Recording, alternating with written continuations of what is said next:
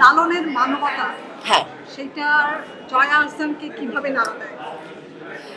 দেখুন, আমার কাছে তো মনে হয় না এটা সত্যিকার অর্থে উনি প্রিস্ট। কারণ উনি যেভাবে মানবতার ধর্মকে স্প্রেড করেছেন, এবং এই সময়ে দাঁড়িয়ে আমার মনে হয় যে ওনার ফিলসফি, ওনার জীবন দর্শন, উনি নির্দিষ্ট কোনো ধর্মের মানুষ না হয়েও উনি যে মানবতার ধর্মের কথা সবসময় বলেছেন, সেই প্র্যাকটিসটাই আমাদের সকলের ভেতরে করা উচিত, সবারই করা উচিত। বিশেষ করে এই সময়টাতে শুধুমাত্র আমরা এখনকার সময়ে সকলে আত্মকেন্দ্রিক হয়ে গেছি, ভীষণ রকম আমিত্বতে ভুগি।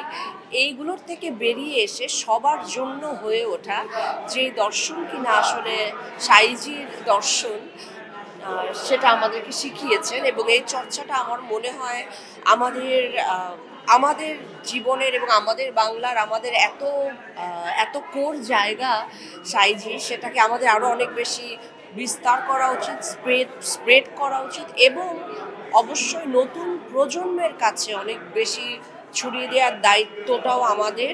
এবং আজকে যে অনুষ্ঠানটি আয়োজন হলো, আমার মনে হয় সেই অনুষ্ঠানের মতন আরও অনেক বেশি অনুষ্ঠান, এবং সামনে এখন কালো অনেকগুলো অনুষ্ঠান আছে সাইজিকে নিয়ে।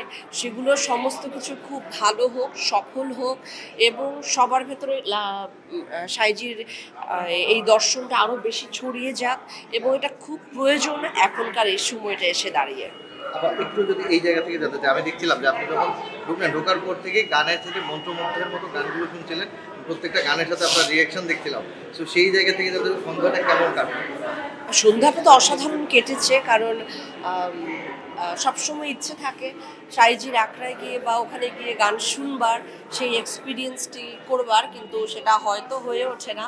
কিন্তু এখানে ইন্দিরা গান্ধী কালচারাল সেন্টার এবং ইন্ডিয়ান হাই কমিশন এত সুন্দর একটা আয়োজন করেছে, এবং আমার মনে হয় যে শুধুমাত্র আমি নই, এখানে যারা অডিয়েন্স হিসেবে ছিলেন, আপনাদের কথা আমি বলছি, আপনারাও নিশ্চয়ই একইভাবে মন্ত্রমুগ্ধের মতন শুনছিলেন।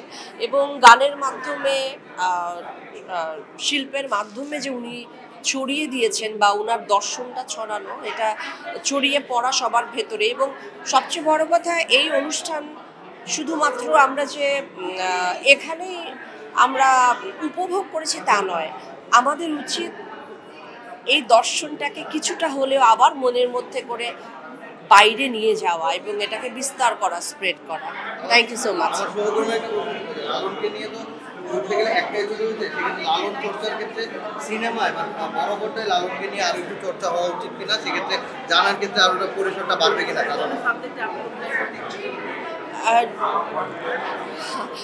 আমার মনে হয় অবশ্যই বড় পর্দা বা সিনেমার ভেতর দিয়ে তো অবশ্যই লালনের দর্শনকে এখন আরো বেশি সামনে আনা এবং সকলের করে তোলাটা আরো সহজ। কিন্তু এটাও আমি বলবো, উনি সঙ্গীতের মানুষ, সাধনার মানুষ, সঙ্গীত সাধনার ভেতর দিয়ে ওনাকে চর্চা করাটা সবচেয়ে সমীচীন হবে আমাদের।